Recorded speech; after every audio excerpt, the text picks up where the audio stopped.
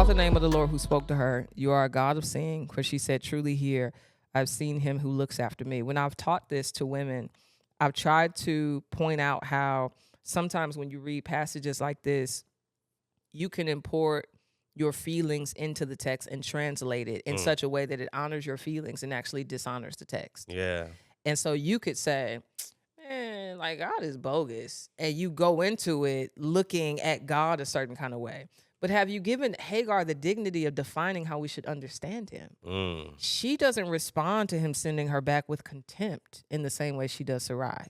She doesn't respond with confusion even. She responds in praise. Yeah. She says, you are a God of seeing. Therefore, Hagar's response to what God calls her to do should inform our response to how we understand what he called her to do. That's good. Let the text help you understand the text. Amen. I'm going to end it by saying that in verse 15, it says, and Hagar bore Abram a son, and Abram called the name of his son, whom Hagar bore. They're not even mentioning Sarah. Notice that. Ishmael. That's a beautiful text because it seems so small, but that means that Hagar went back to Abram's house, told Abram what God said, and he listened to her.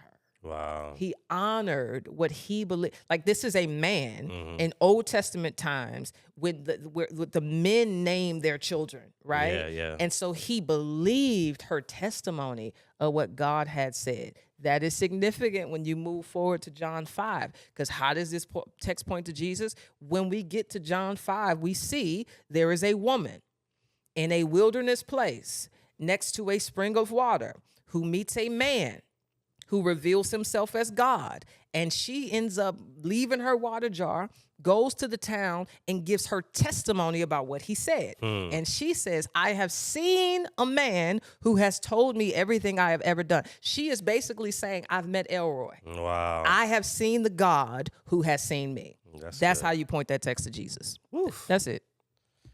Mic drop. That was good. Look at you. Ditto. Bye, y'all.